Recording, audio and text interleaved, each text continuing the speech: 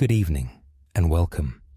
However you came to find this quiet place tonight, and wherever in the world you happen to be, I'm really glad you're here. Maybe you're already in bed, with the blankets pulled up warm and the lights turned low. Maybe you're at the end of a long day, or resting somewhere far from home, in the small and quiet hours when the world outside has gone still. Before we begin, I'd love to know one small thing. Where in the world are you listening from tonight? If you feel like it, leave a little note below to say hello and let us know where you are. There is something rather lovely in the thought of so many people, scattered right across the world, all quietly settling down to rest at the same hour. And if these calm recordings help you unwind and drift off at the end of the day, a gentle like and a quiet subscribe help this little channel more than you'd think. Now let me tell you where we are going to wander this evening. Tonight, we are going to go down to the sea and out beyond the shallows into the deep open water to spend the night in the company of the largest and gentlest creatures that have ever lived. We are going to tell the story of the whales, and above all of one whale in particular, the blue whale, the biggest animal ever to exist on this earth, larger than any dinosaur that ever walked, and yet one of the softest and most peaceable creatures you could ever hope to meet. We'll drift beside these great beings as they rise to breathe and sink to feed. We'll listen to the long, low songs they send rolling across whole oceans. We'll follow them on their vast, slow journeys and watch a giant be born and come to understand a little of how something so enormous came to live in the sea at all. It is a slow and spacious story, as wide and deep as the ocean itself, and there is all the room in the world in it to rest. There is nothing here you need to follow closely. There is nothing to study, nothing to remember, and there is certainly no test at the end. If anything, I hope this feels less like a lesson and more like a long, unhurried drift through deep and gentle waters, in the good company of great and quiet creatures. And if you find yourself falling asleep somewhere in the middle of it, long before we reach the end, please don't feel you've missed a thing. Drifting off is exactly what this is for. It would be the loveliest possible way to spend the night. So make yourself as comfortable as you can. Sink a little deeper into the pillow, let your shoulders soften, and let your eyes close whenever they're ready. Take one slow breath in and let it gently out. And let us begin, out on the wide and open sea. Let us begin with sighs, because with the blue whale, sighs is the first thing, and it is very hard to get past. We say the words easily enough, the largest animal that has ever lived, but like so many true things about the very large, the words slide off the mind without quite landing. So let us take a little time and try to feel it properly. A full-grown blue whale can stretch to around 100 feet from the tip of its nose to the tip of its tail, near enough to 30 of your paces laid end to end. Picture a line of the largest buses you have ever seen, 3 of them, parked nose to tail in a row. A great blue whale would be as long as all 3 together. And it is not only long but deep and broad and heavy, heavier than anything else that has ever drawn breath. A big blue whale can weigh as much as 150 tons or more, which is to say, as much as a couple of thousand grown people altogether, or a good-sized herd of the largest elephants, 24 of them and more, gathered into a single living body. No animal in all the long history of the earth has ever been larger. Not one of the great dinosaurs, not the mightiest beast that ever shook the ground. None of them came close. The largest creature that has ever existed is not lost in some ancient age. It is alive right now, tonight, swimming in the cold, dark water of the sea, And if you are very lucky, you might one day see one. And when you come down to the details of that great body, the numbers grow stranger and more wonderful still. The heart of a blue whale is a thing almost too large to believe. A slow, powerful pump about the size of a small golf cart, weighing as much as a couple of grown people put together. The largest heart of any creature that has ever lived. When it beats deep in that great chest, it pushes the blood out through a single vessel so wide across that the mouth of it is about the width of a dinner plate. People used to say that a small child could crawl right along that great pipe leading away from the heart. The truth, it turns out, is not quite so grand as that, but it is wide enough, all the same, to give you pause. The tongue alone, the single tongue in the whale's mouth, can weigh as much as a whole elephant. And when the whale rises and blows out its breath at the surface, the spout of misty air can climb as high as a house, 30 feet into the sky.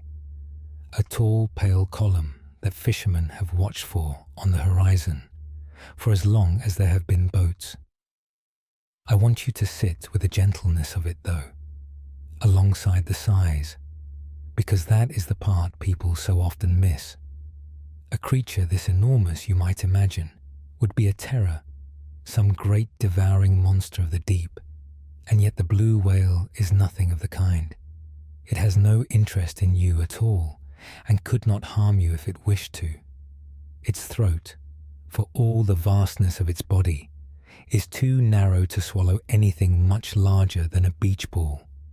It glides through the sea slowly and peaceably, minding its own quiet business, feeding on some of the smallest creatures in all the ocean, singing its long, low songs, harming nothing.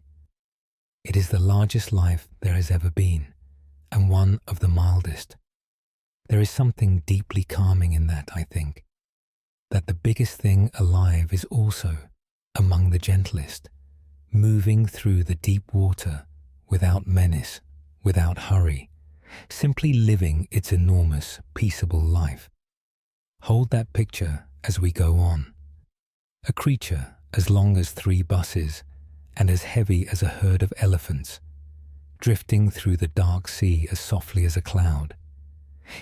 Here is something about whales that surprises almost everyone when they first really take it in, and it is worth pausing on, because it changes how you see them.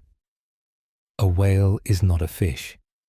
It may live its whole life in the sea and be shaped, roughly, like a great fish, and never once come ashore. But it is not a fish at all.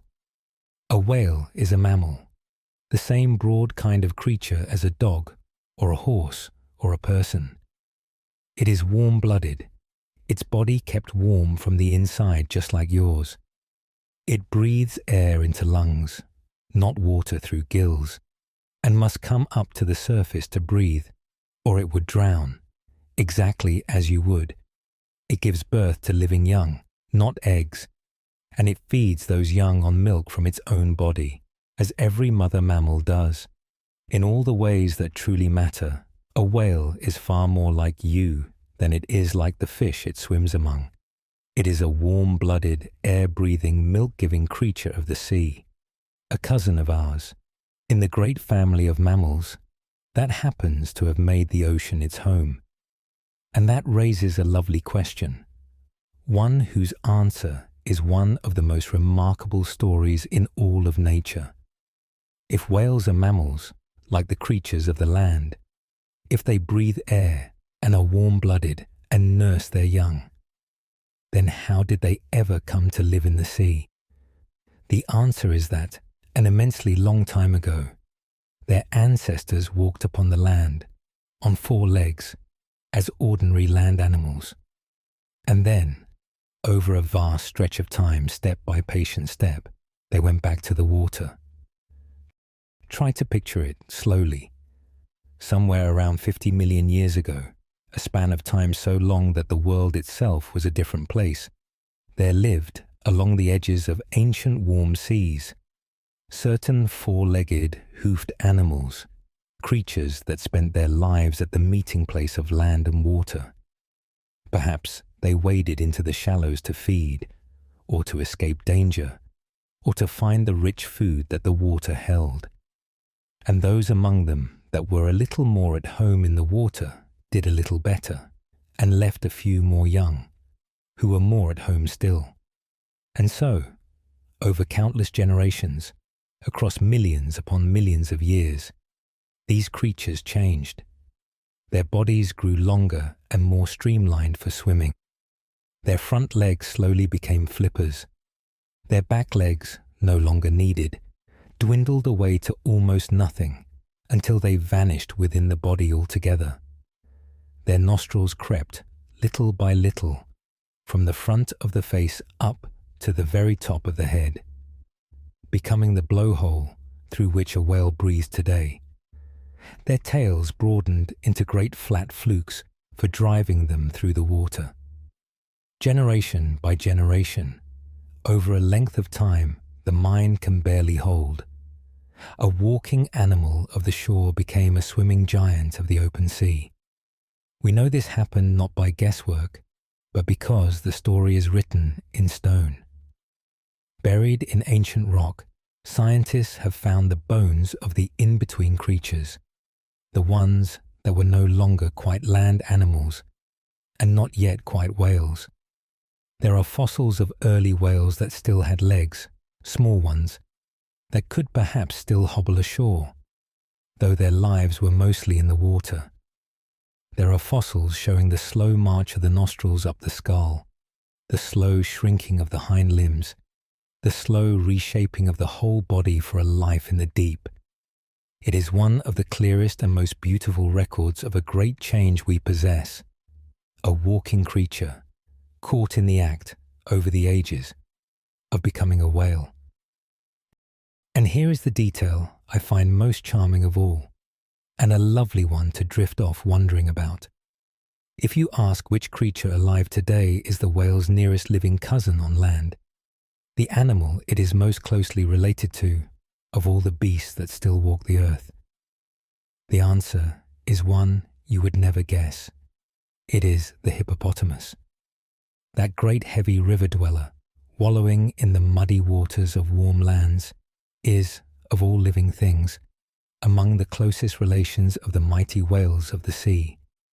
The two are like distant branches of one old family, one branch that stayed near the rivers and the mud, and one branch that swam out, long ago, into the wide and open ocean, and never came back.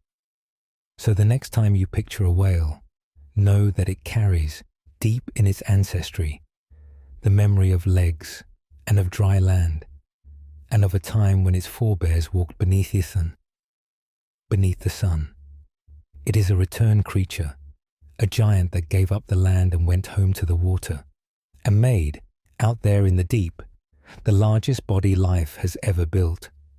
To live as a whale lives, out in the open ocean, far from any shore, in water that is often bitterly cold, breathing air but making a life in the deep, takes a body wonderfully suited to it, and it is worth spending a gentle while on how a whale is made, because every part of it is an answer to the hard problem of being a warm creature in a cold sea.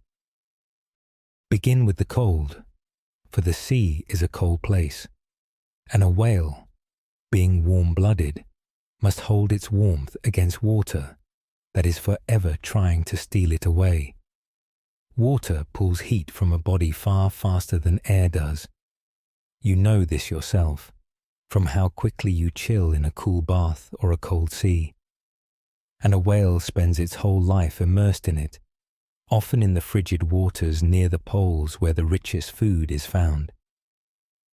To keep from losing all its warmth, the whale wears its heat-keeping layer on the inside, wrapped right around its body beneath the skin, a thick, deep blanket of fat, which we call blubber. In a big whale, this layer can be many inches thick, a dense, warm coat that holds the body's heat in against the chill of the sea. It is so good at its work that a whale in near freezing water keeps its insides as warm as yours are now. And that same blubber does more than keep the whale warm. It is also a great store of food, a reserve of richness the whale can live on through the long months when it does not feed at all. The whale carries its winter larder with it, wrapped around its own body, as warmth and as food both. Then there is the shape of the whale, which is a marvel of smoothness. To move a body so enormous through the water takes a great deal of effort, and every bump and ridge and awkward corner would drag and slow it. So the whale is shaped like a long, smooth teardrop, tapering and sleek, with nothing to catch the water, no ears sticking out, no hind legs, no loose or ragged edges, its skin smooth and its whole form flowing. Its great tail does not wave from side to side as a fish's does, but beats up and down, driving the whale forward with slow, powerful strokes, while its flippers steer and steady it. For all its vast size, a whale moves through the sea with astonishing grace, sliding through the water almost without a ripple, so smooth and unhurried that it can seem, from above, to be barely moving at all, even as it covers great distances. But of all the wonders in how a whale is built, there is one I have saved for last, and it is my favorite, because it touches on the very thing you're about to do tonight. A whale must breathe air. It cannot breathe in its sleep the way you can, letting the body carry on without a thought while the mind drifts away, because a whale that fell fully and deeply, asleep unaware, would simply stop coming up for air and drown. And so whales cannot ever truly fall asleep all at once, the way we do. Instead, they have found a gentler, stranger way to rest. When a whale sleeps, it puts only half of its brain to sleep at a time. One half slips into slumber, quiet and resting, while the other half stays softly awake, awake just enough to keep the whale breathing, to bring it up to the surface for air, to watch over the sleeping half. And then, after a time, the two halves trade places. The rested half wakes, and the tired half lies down to sleep. In this way, a whale is never entirely asleep and never entirely awake, but always a little of both, resting one side of its mind and then the other, keeping itself breathing all the while. Some whales do this drifting quietly near the surface. Some hang almost still in the water, upright or on their sides, dozing in the deep. Imagine that, to rest half of yourself while the other half keeps gentle watch, and then to change over, so that you are always cared for, always safe, always breathing, even in sleep. It is a lovely thought to carry toward your own rest tonight, that out in the dark sea, right now, great whales are sleeping in just this way, half at a time, floating quietly in the cold water, dreaming with one side of the mind while the other keeps the slow breath going. Before we rise again to the surface, let us pause on a gentle question. What is it actually like, do you suppose, to be a whale, to live a whole life out in the deep water? We can never fully know, of course, but we can come a little closer by thinking about how a whale senses the world. For a creature's senses shape its whole experience, and a whale's senses are arranged very differently from ours. The first thing to understand is that the sea is a dim place. Down beneath the surface, the light fades quickly. Go a little way down, and it grows shadowy. Go deeper still, and it is dark as night, and deeper yet, utterly black, a darkness no eye can pierce. So for a creature of the open ocean, the eyes, which serve us so well up here in the bright air, are of limited use. A whale can see, and its eyes work well enough in the upper, lighter water, but sight can only ever show it what is close by, in the dimness. Out in the deep sea, you cannot live by seeing. And so the whales, over their long ages in the water, have made another sense their master sense, the sense of hearing. For a whale, the world is above all a world of sound. Where we live in a world of things seen, a whale lives in a world of things heard. Sound, as we found, travels beautifully through water, far and fast and clear, and the whales have become exquisitely attuned to it. A whale hears the sea around it in a way we can scarcely imagine. The calls of other whales near and far, the movement of the water, perhaps the distant shape of the sea floor and the coasts, all painted in sound. Its ears, or rather the hearing organs deep within its head, for a whale has no outer ears to spoil its smoothness, are wonderfully sensitive, and much of the whale's brain is given over to listening. To be a whale is to swim through a sea of sound, reading the world by ear, in a way that a land creature, living by the eye, can only dimly picture. Some of the whales have taken this world of sound even further, into something remarkable. The toothed whales, the sperm whales and the dolphins and their kin, do not only listen to the sounds of the sea, they make their own, and use the echoes to see. Such a whale sends out a stream of sharp clicks into the water ahead, and then listens, with great care, to how those clicks bounce back, and from the returning echoes it builds a picture of what lies before it in the dark, the size and shape and distance of things, of prey and of obstacles, all felt out by sound where no light reaches. It is a way of seeing with the ears, of feeling the darkness with sound, and it lets these whales hunt in the blackest depths as if in daylight. The great blue whale, being a whale of the baleen kind rather than the toothed, does not do this in the same sharp way. It lives more by making and hearing those long, low tones we spoke of. But all the whales, in their different ways, are creatures of sound before all else. And what of their other senses? A whale's sense of touch is real and matters to it. Whales touch one another. Mothers and calves stay in gentle contact, and the skin can feel the water and the passing of things nearby. Their sense of taste and of smell, so far as we can tell, is much reduced from ours, of little use in the water. And there may be senses a whale has that we lack entirely.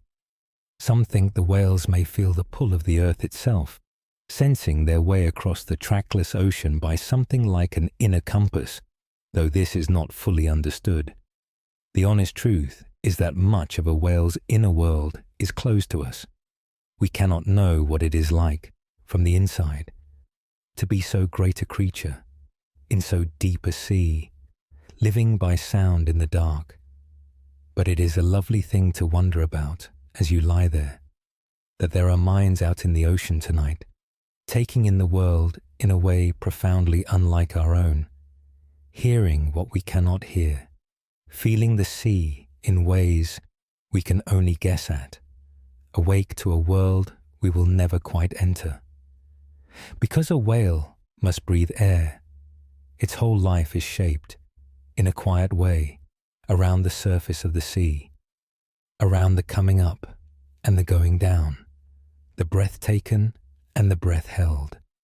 And this rhythm, this slow tide of rising and sinking, is one of the most peaceful things about a whale's life, and worth watching for a while in the mind's eye. When a whale rises to breathe, it does so through the blowhole on the top of its head, really its nostrils, moved up there over the ages so that the whale need lift only the very top of itself clear of the water to breathe. As it breaks the surface, it opens the blowhole and breathes out, all at once, in a single great rushing exhale. And that is the famous spout, the blow, the tall misty plume you may have seen in pictures or from ashore. The blow is not water spouting up, as people sometimes think. It is the whale's warm breath, rushing out into the cooler air and turning to mist, the way your own breath turns to fog on a cold morning, together with a fine spray flung up from around the blowhole. In a blue whale, that plume of breath can rise as tall as a house, a slender column standing on the sea, hanging for a moment before it drifts apart on the wind. For hunters and watchers of whales through the centuries, that far-off puff of mist on the horizon was the first sign of a great whale near. Thar she blows, the old call went up. And even now, to see a whale's blow rise silently from the flat grey sea is to feel something ancient stir in you. Having breathed out, the whale breathes in. A huge, deep draught of air, filling lungs to match its enormous body. And then it closes the blowhole tight, seals it against the water, and sinks once more below the surface, carrying that single great breath down with it into the deep. And here is something quietly astonishing. A whale makes far better use of a breath than you or I ever could. When you take a breath, you use only a little of the air in it before you breathe out again and take another. A whale empties and fills its lungs almost completely with each breath, and its blood and muscles are specially made to soak up a great store of what the air provides and to hold on to it, hoarding it, doling it out slowly through the long minutes of a dive. And so a whale, on a single breath, can stay down far longer than seems possible. A blue whale, feeding, may hold one breath for 10 or 20 minutes at a stretch as it works the depths below, and some of its cousins, the deepest divers of all, can hold a single breath for the better part of an hour, or even longer, sinking thousands of feet into the black water and rising again, all on one lungful of air taken at the surface. There is a slow, tidal calm to this rhythm when you watch it, or even just imagine it. A whale will rise and breathe several times over in a row, in an unhurried sequence, rising, blowing, breathing, sinking a little, rising again, gathering itself, filling itself with air, and then, with one last deep breath, it arches its great back and sometimes lifts its broad tail flukes clear of the water in a slow, streaming salute and slips down into the deep and is gone, leaving only a smoothing patch on the surface where all that vastness went under.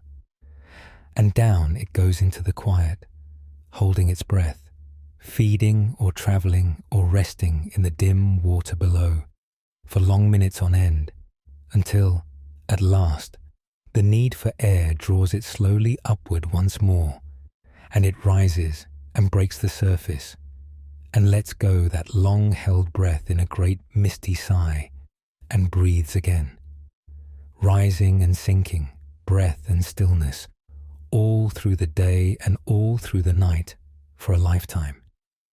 It is, when you think of it, not so very different from the slow breathing that is carrying you towards sleep right now. The long breath in, the letting go, the quiet pause, and again. Breathe with the whales a while, slow and deep and unhurried, as we drift down together into the rest of the story. Now let us come to one of the strangest and most wonderful facts about the blue whale, a thing that seems, at first, to make no sense at all.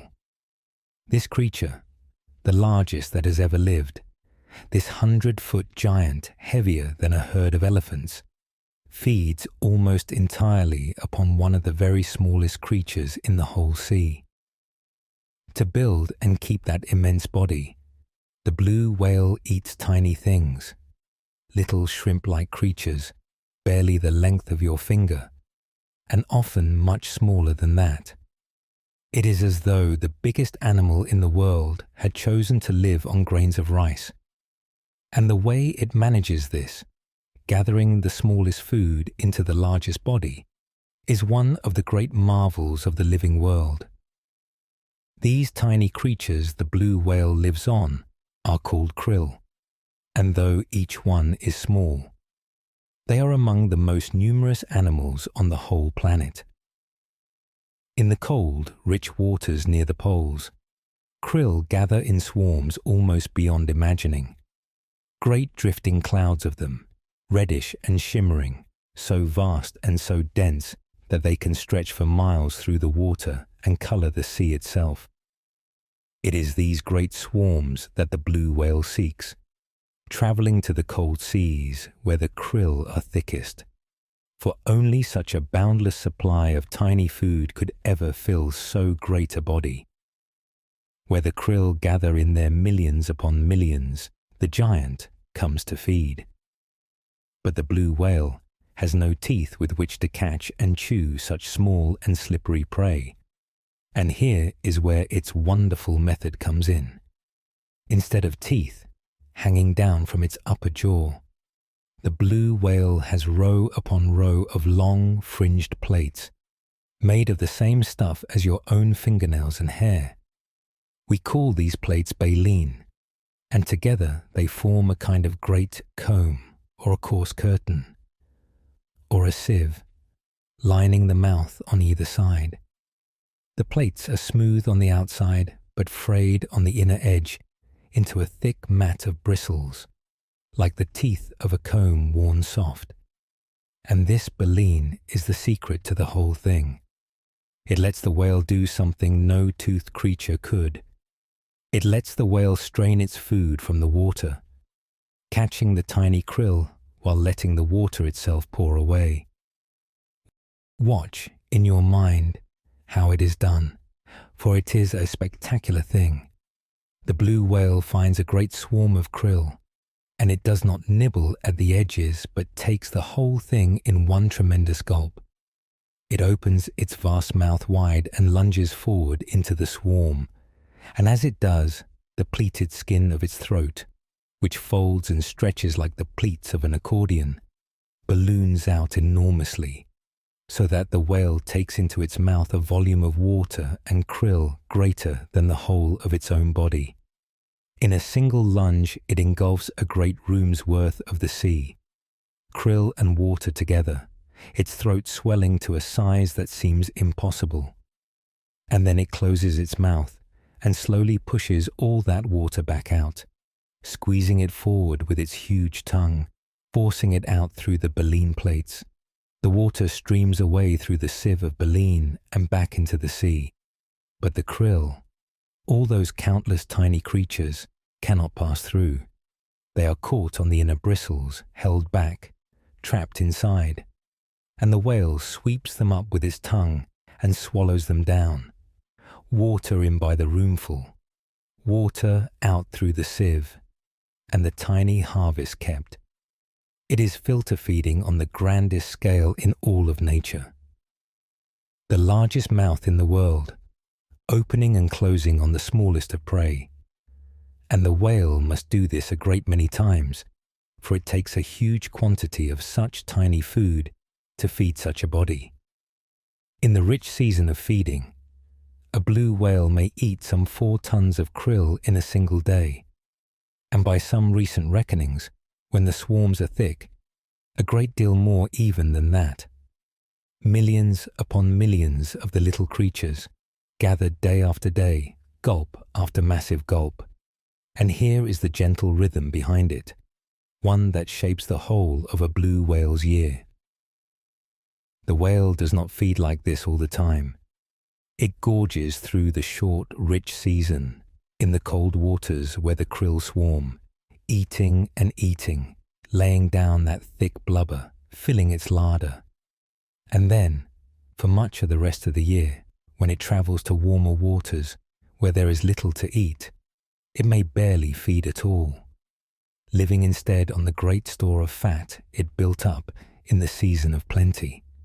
a time of great feasting, and then a long quiet time of living on what was saved.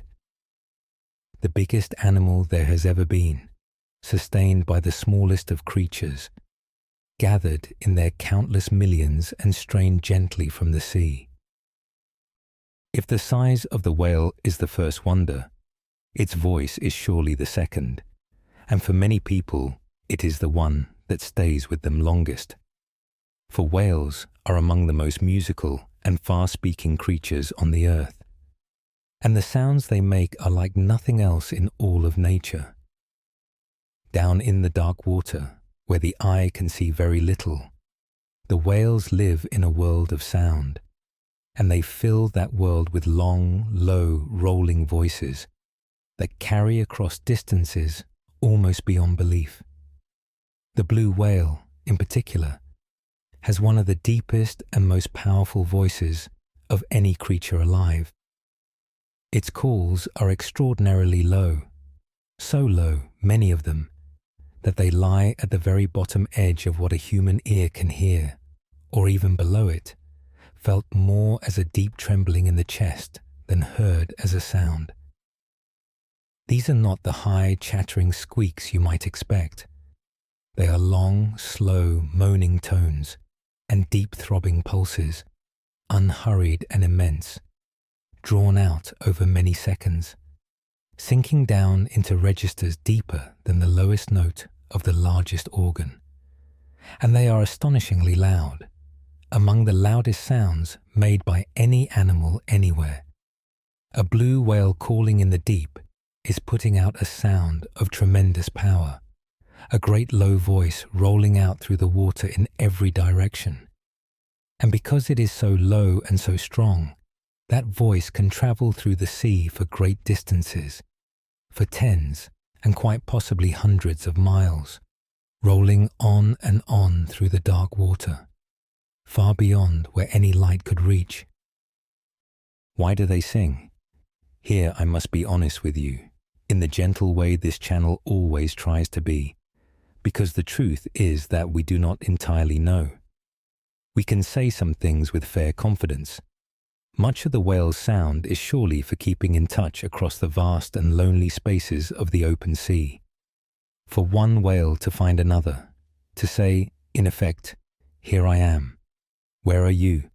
across miles of empty water, where they could never hope to see one another. It seems likely that much of the great low singing, especially, is bound up with the finding of mates, the long calls of the whales carrying their message across the deep to draw others near. Whales use sound, too, to sense the world around them, sending out pulses and listening for the echoes, feeling out the shape of the water and the things in it by ear where the eye cannot reach. But beyond these plain uses, there is a great deal we simply cannot say. What exactly the whales are saying to one another, what meaning rides on those long, low tones, whether there is something in their singing that we would recognize as feeling or beauty or more. These are things we cannot yet read, and perhaps never fully will. The songs of the whales remain, in large part, a message in a language we have not learned, rolling through the deep, meaning something we cannot quite grasp. And I find there is something wonderful, rather than frustrating, in that not knowing. Here is this immense creature, in the dark of the deep sea, lifting up a voice of tremendous power and depth and sending it rolling out across the water. A long, slow, mournful, beautiful song, older than any human music, sung for reasons that are partly its own and beyond us. Some of the whales, the humpbacks especially, sing songs so long and so patterned, so full of repeated phrases that build and change, that when people first truly listened to them, they could hardly believe an animal had made them.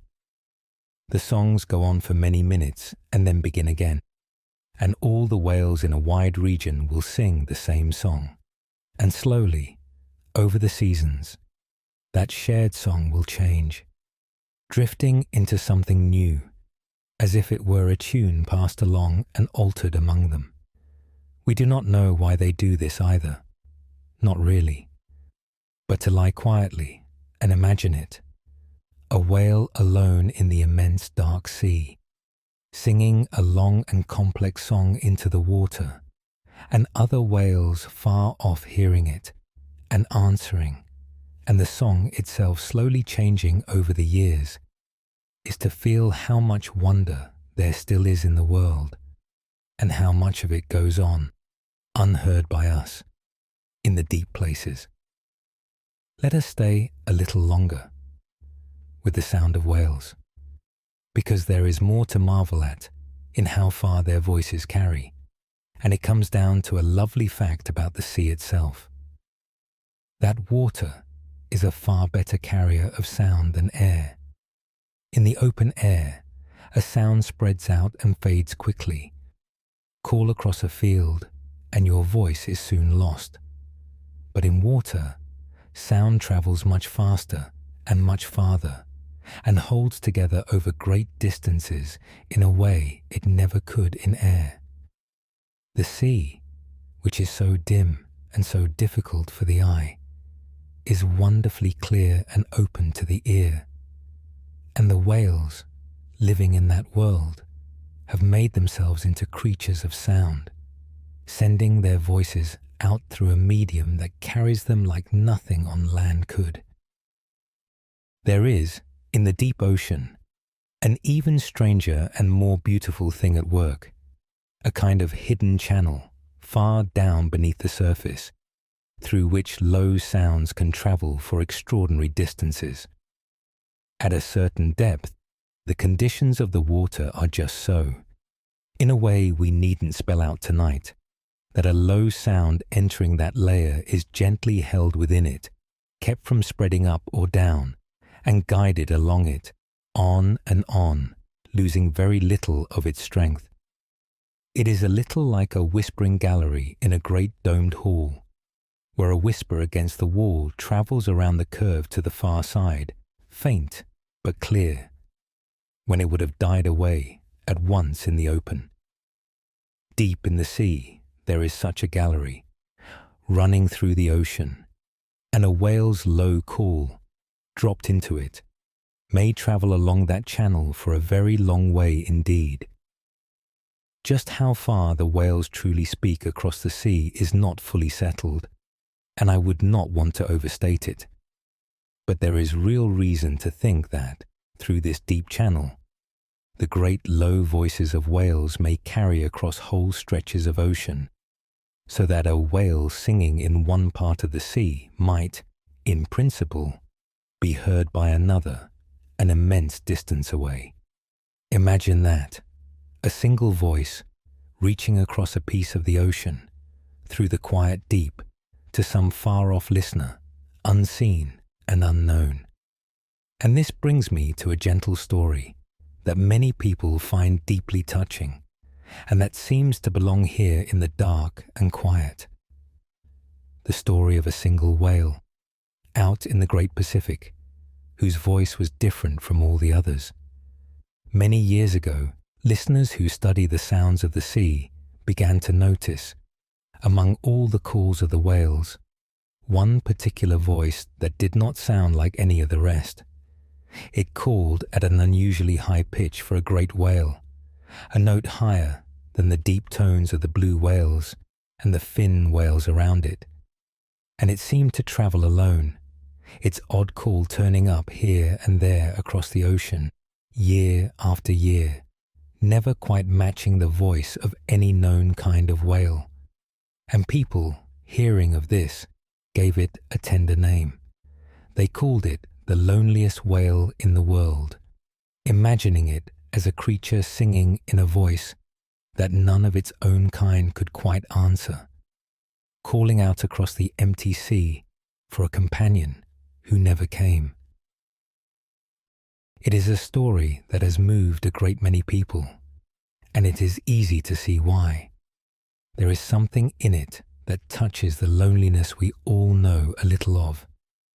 But I want to tell you the gentler truth alongside it, because the truth is kinder than the sad tale, and it may help you rest more easily. We do not actually know that this whale was lonely at all. That is a story we placed upon it, out of our own hearts. The whale's unusual voice does not mean it was truly alone or unheard. Whales of different kinds do hear one another, and it may well have swum among others and been perfectly content, its odd voice no barrier to a full and ordinary whale's life. Some think it may have been a whale of mixed parentage, its unusual call simply its own. Some think there may be more than one such voice out there.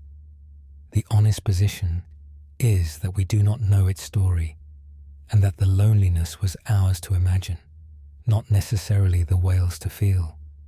So if the tale of the lonely whale ever surfaces in your mind on a quiet night, you might let it be. In the end, not a sad story, but a mysterious and gentle one. A single unusual voice, out in the great sea, singing its own particular song, going about its life in the deep, neither more nor less alone than any of us, and very likely not alone at all. The great whales are travellers, and few of them travel farther or more faithfully than the blue whale. For the life of a blue whale is not lived in one place, but stretched across the whole width of an ocean, in a slow yearly journey between two distant homes, a cold home and a warm one. And following that journey in the mind is a peaceful way to feel the great rhythm of a whale's year. The reason for the journey lies in a kind of gentle problem the whale must solve, a pull in two directions. The food it needs, the great swarms of krill, is found in the cold waters near the poles, in the chill seas of the far north and the far south, where the cold, rich water teems with tiny life through the bright polar summer. So to feed, the whale must go to the cold. But the cold is a hard place to be born into and to be small in, and the warm waters nearer the middle of the world, though poorer in food, are gentler and safer for a newborn calf. So to give birth, the whale is drawn to the warm, and a blue whale cannot have both at once, and so it does the only thing it can. It moves between them, spending part of the year in the cold seas, feeding and growing fat, and then making the long journey to the warmer waters to give birth and to rest, and then, in time, journeying all the way back again. These are journeys of thousands of miles, undertaken slowly over weeks, across the open ocean. A blue whale may travel from the cold feeding grounds near the ice all the way toward the warmer waters, nearer the middle of the world, and later make the whole long trip in reverse. A round journey, across the seasons of many thousands of miles. One of the great migrations of the animal world. And it does this year after year, through its whole long life, following the same deep pull between the cold food and the warm nursery, tracing its great slow path across the sea. How the whales find their way across such wide and featureless distances, with no landmarks in all that open water, is not fully understood, and it is one of the quiet mysteries that still surround them. They may hold some map in their minds, learned and remembered. They may feel their way by the pull of the earth itself, by senses we do not share. They may follow the taste and temperature of the water, the slope of the sea floor far below, the angle of the light, the memory of the way. Very likely it is some braiding together of many such things. However they do it faithfully, generation after generation, crossing the open ocean on their long errands between the cold and the warm. And there is something calming in the sheer size and slowness of it, A creature so great, on a journey so long, moving so unhurriedly across so great a distance, in no rush at all, with all the time in the world, following a path older than any road, between one far home and another. At the warm end of that long journey, in the gentler waters, comes one of the tenderest parts of the whole story, the birth of a new blue whale. And here, once again, the scale of things is almost past believing. For even a newborn blue whale, a baby, fresh into the world, is already one of the largest creatures alive. A mother blue whale carries her calf within her for the better part of a year, nearly a whole year of the little one growing inside her as she travels and feeds before it is born. And when at last it comes, in the warm waters, it is born, as whales are, tail first into the sea, and the mother nudges it gently up to the surface for its very first breath of air. That newborn calf is already about 25 feet long as a good-sized room, and weighs as much as 2 or 3 tons, as much as a small truck. That is the baby, born already larger than almost any full-grown animal on land. It swims from its first moments beside its mother in the warm sea, tiny only in comparison to her vastness. And then begins the feeding and the growing, and it is a growing unlike anything else in the living world. The calf drinks its mother's milk, for whales, remember, are mammals, and nurse their young as all mammals do. And a whale's milk is extraordinarily rich, thick and fatty, more like a soft cream than the thin milk we might imagine, made to build a giant as quickly as possible. The calf drinks huge quantities of it, day after day, and on that rich milk it grows at a pace that is hard to credit. A blue whale calf can gain something like 200 pounds in weight in a single day, day after day after day, putting on the weight of a grown person every few hours, growing before its mother's eyes. In the space of its first months, drinking nothing but milk, it swells from the size of a small truck toward the beginnings of the giant it will become. There is no faster growth anywhere among the creatures of the earth. The mother pours her own gathered richness, all that blubber she laid down in the cold feeding season, into her calf, through her milk, spending herself to build her child, until the calf is grown enough and strong enough to begin, in time, to feed on krill itself, and to make one day its own long journey to the cold seas and back. There is something deeply moving in this, I think. The same thing that is moving in any mother and her child, only written here on the largest scale that life allows. The greatest creature there has ever been begins as a nursing baby beside its mother in the warm sea, utterly dependent, drinking her milk, kept close and guarded and fed, growing under her care. For all its coming vastness, it starts small only by a whale's measure, but small and needful and loved in whatever way a whale loves. And the mother, that 100-foot giant, bends her whole immense life for a time to the tending of this one calf, feeding it from her own body, guiding it up to breathe, keeping it near her through the warm months and the long journey to the cold and back, until it can fend for itself at last. The biggest animal in the world, being, for a while, simply a mother with her child, in the gentle warm water, at the far end of the great journey. It is a good and tender thing to rest your mind upon, out there in the quiet sea.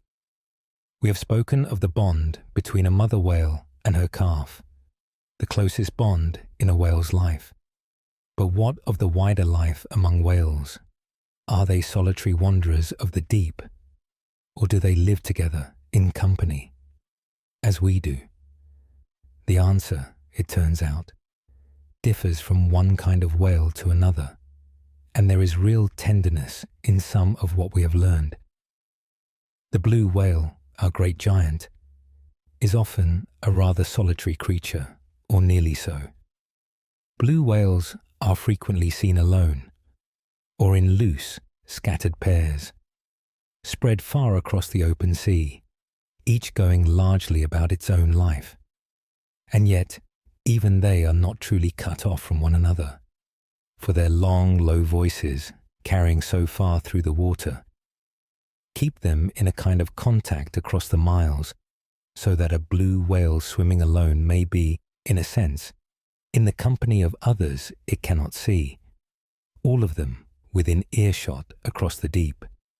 And where the food is rich, blue whales will gather, many of them coming together at a good feeding ground, drawn to the same abundance, keeping a loose and easy company for a while before drifting apart again. But some of the other great whales live far more closely bound together, and their family lives are among the most touching things in all the sea.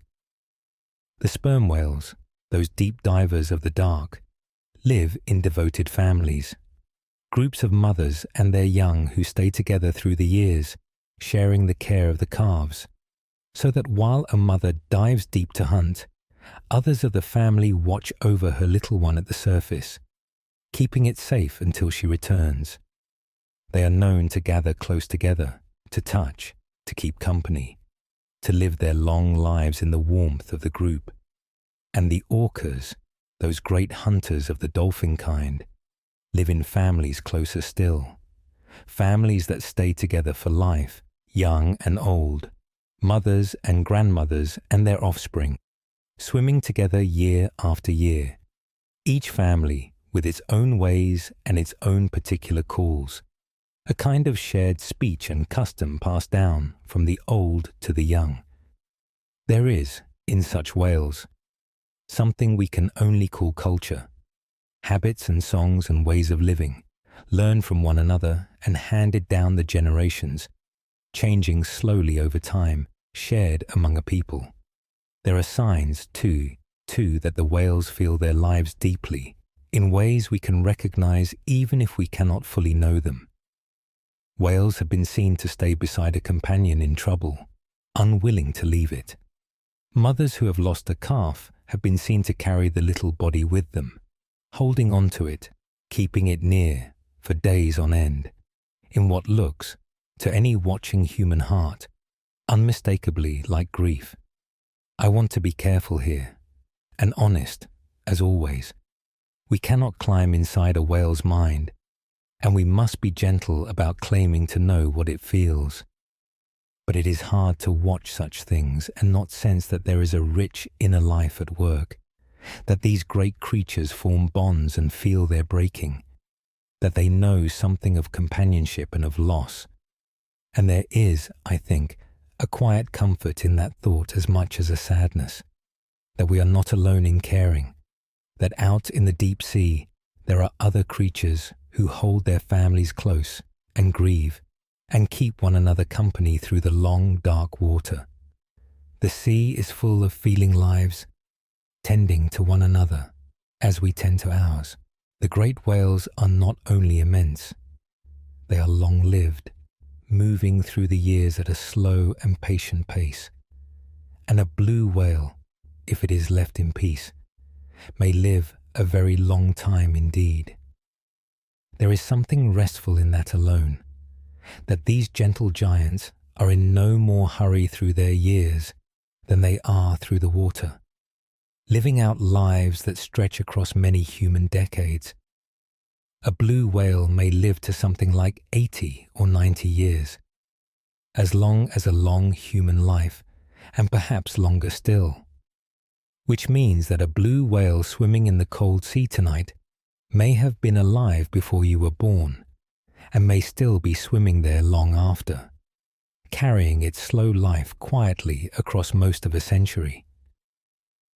This is not easy to know, of course, for a whale keeps no records and shows its age less plainly than a person does. But nature, it turns out, has kept a kind of record inside the whale itself. Deep in a whale's ear, over the years of its life, a waxy plug slowly builds up, layer upon layer, a new band laid down season by season, light and dark, as the whale feeds and fasts and travels through the turning year. And those bands, when the layers are gently counted, are a little like the rings within a tree, each one a season of life, so that by counting them patiently, we can read how many years the whale has lived. It is a quiet marvel that a whale should carry, deep in its own head, a faithful calendar of all its years, waiting to be read. And if a blue whale's near century seems long, there are cousins of the whales that live longer still, far longer, longer than almost any creature on the earth. In the cold waters of the far north swims a great whale called the bowhead, a heavy, dark, patient creature wrapped in blubber thicker than any other whales against the Arctic cold. And the bowhead may be the longest lived of all the mammals, living, it is thought, for 200 years, and perhaps even more. 200 years. A bowhead whale alive in the Northern Sea today might have been born in a time we now think of as history, might have been swimming beneath the ice while great-great-grandparents we never met were young, and might yet outlive all of us, and our children too, swimming on quietly through the cold, dark water, while the human world turns over and over above. We learned of this astonishing age partly by chance, when in a few of these old whales were found the traces of ancient hunts long survived, small worked points of stone and old metal, of a kind not made for well over a century, buried and healed over in the living flesh, carried all that long time by a whale that had been struck once long ago and lived on. Imagine the length of such a life, and the slow, quiet years of it, passing beneath the northern ice. There is a deep calm, I think, in the slowness of these lives. We live at such a pace, we people, our days so full and quick, our years slipping by so fast. And out in the sea, all the while, these great creatures live at another tempo altogether, unhurried, patient, measuring their lives not in busy days, but in slow decades and whole centuries, feeding and travelling and singing, in no rush at all, carried gently along by the years. To think of them out there, living so slowly and so long, is a little like resting your hand on something very old and very steady. The world is not all hurry. Somewhere tonight a whale is swimming that will still be swimming, slow and untroubled, long after this night is forgotten. We have spent our evening mostly in the company of the blue whale, the greatest of them all, and rightly so. But the blue whale is one of a whole family of great whales, each with its own character and its own quiet wonders, and it would be a shame to drift off without at least a gentle wander among the cousins. So let us take a slow turn around the family and meet a few of the others who share the wide sea. There is the humpback whale, perhaps the best loved of all, and the great singer of the seas. It is the humpbacks who sing those long and winding songs I spoke of earlier, the males lifting up their patterned music for many minutes on end, all the whales of a region sharing the same slowly changing tune. Humpbacks have enormously long flippers, the longest of any whale, pale and wing-like, nearly a third the length of their whole bodies, and they are the great leapers, the ones most often seen to breach, to hurl their whole huge bodies clear up out of the water and fall back in a tremendous crash of white spray, for reasons we cannot fully explain, though it is a glorious thing to behold. There is the sperm whale, the giant of the deep, and the great diver of them all. Where the blue whale feeds in the sunlit upper waters, the sperm whale plunges down into the black depths, thousands of feet below, holding a single breath for an hour or more, hunting in the cold dark for squid, including, it is thought, the huge and shadowy giant squid, so that somewhere far below there are silent battles between great whales and great squid that no human eye has ever seen. The sperm whale carries in its great squared-off head the largest brain of any creature that has ever lived, and it finds its way and its prey in the lightless deep by sound, sending out powerful clicks and listening for the echoes. Clicks so loud they are among the mightiest sounds any animal makes. It is a creature of the darkness and the depths, and much of its life goes on in a place we can barely reach. There are others still, each with its gift. There is the grey whale, which makes one of the longest journeys of any animal on earth, travelling along the coast between its cold feeding waters and its warm nurseries, a great round trip of many thousands of miles, keeping close to the shore where people have long come out to watch it pass. There is the fin whale, second only to the blue in size, long and sleek and remarkably swift, sometimes called the greyhound of the sea for the speed it can summon through the water. There are the right whales, slow and heavy and gentle, grazing the surface with their mouths agape. There are the small and lively minke whales, and many more besides. And there is a creature you may think of as quite separate, the orca, the great black and white hunter, which is, in truth, not a whale of this great kind at all, but the largest member of the dolphin family, a brilliant and social animal with its own ways and its own tight-knit families. The sea holds a whole kinship of these creatures, large and small, each shaped to its own life, each carrying its own portion of the wonder. But of all of them, it is still the blue whale, the great and gentle giant, the largest life there has ever been, that we return to as we let this part of the story go. I want to tell you now about what happens, in the end, when a great whale dies. And though that may sound like a sad thing to bring into a peaceful night, I promise you it is not, for it is one of the most beautiful and hopeful stories in all the sea, a story of an ending that becomes a beginning. It is the story of what the old whalers and the scientists have come to call a whale fall. Think of the deep sea floor, far down beneath the waves, in the cold and the dark where no light ever reaches. It is, for the most part, a quiet and empty place, an endless plain of soft sediment where food is terribly scarce, for almost nothing grows down there in the endless dark, and the creatures that live on that deep floor must make do with the thin rain of scraps that drifts down from the sunlit world far above. Life on the deep sea floor is sparse and slow and hungry, and then, once in a long while, something extraordinary happens. A great whale, at the end of its long life, dies in the open water, and its huge body slowly sinks, down and down, out of the light, through the cold layers, all the way to the deep floor, where it comes at last to rest. And there, in that hungry dark, this one great body becomes something wonderful, a feast, an oasis, a sudden abundance in the midst of scarcity, enough to feed a whole gathering of creatures for a very long time. And feed them it does, in a slow and orderly procession that can last for decades. First come the scavengers of the deep, drawn from far off through the dark water to this astonishing bounty.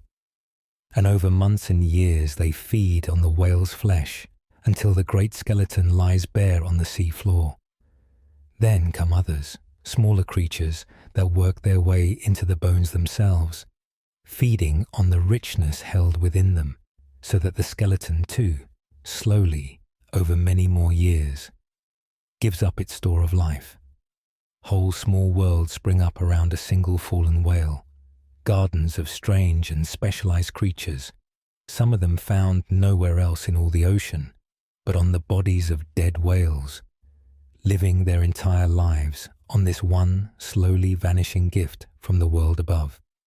A single great whale, in its death, can sustain this hidden community for a lifetime and more, an island of teeming life on the barren deep floor, all of it built from the body of one creature given back. The whale that fed on the tiny krill of the sunlit sea becomes, in the end, food for the deep, its whole great substance passed onward into 100 other lives. Nothing is wasted. Everything continues. The giant sinks into the dark, and out of it a garden grows. And even in life, the great whales give more to the sea than we long understood. As they feed deep and rise to breathe and rest near the surface, they carry richness upward through the water, spreading the nutrients that the tiny drifting plants of the sea need to grow. Those countless invisible plants that are the very beginning of nearly all life in the ocean, and that quietly make a great share of the very air we breathe. Where the whales are, the sea is richer and more alive. They stir and fertilize the waters simply by living in them, helping to feed the small things that feed the fish that feed so much else. The great whales are not only passengers in the ocean, they are gardeners of it, keeping it fruitful, tending it without knowing they do so. So a whale, in its long life and in its death alike, is a gift to the whole living sea, feeding the deep floor when it falls, and feeding the sunlit waters while it swims. There is a wholeness in that, a sense of everything joined to everything else, that I find deeply peaceful. The whale belongs to the sea utterly, in life and in death, and gives itself back to it entirely, and the sea is richer for every whale in it.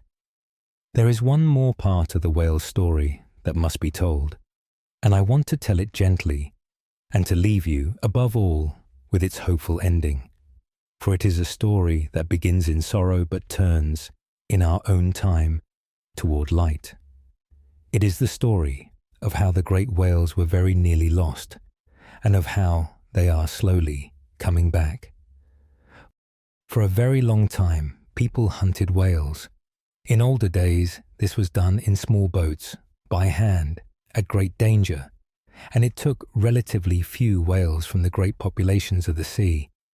But as the years passed and our machines grew more powerful, the hunting grew with them, until in the last century it became something on an altogether different scale.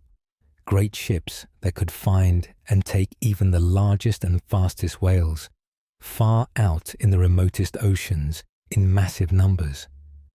The whales were hunted for the oil in their bodies and for other things, in a trade that spread across all the seas of the world.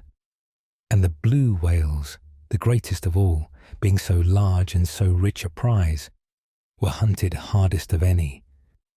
Over the course of that century, the numbers taken grew staggering, and the great populations of whales that had filled the oceans for millions of years began, for the first time, to fail. The blue whales especially were brought terribly low. Where once there had been a great many of them in the southern seas, there came to be only a small remnant, the immense majority gone, the singing waters fallen quiet, the largest animal that has ever lived brought to the very edge of vanishing altogether. But here the story turns, and this is the part I most want you to carry into sleep. People saw, in time, what was being lost.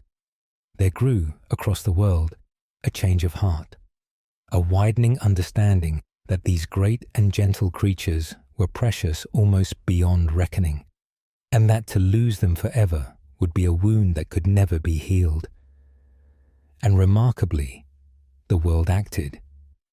Protections were put in place one after another, until at last the hunting of the great whales was, for the most part, brought to a stop, and the blue whales and their kin were left, after so long, in peace. It was not a perfect ending, and it did not come all at once, and there are still troubles the whales face in our crowded, busy seas. But the great killing was halted, the giants were given a chance. And slowly, for whales do everything slowly, they have begun to return. It is a patient recovery, measured in decades, as befits so slow and long-lived a creature. A whale cannot rebuild its numbers quickly, for it grows slowly and bears but a single calf every few years. But return they are.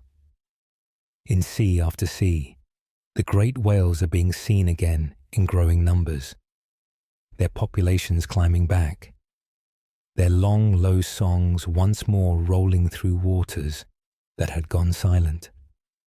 The blue whale is still far from what it was, and its recovery is a fragile and unfinished thing that will take a very long time yet.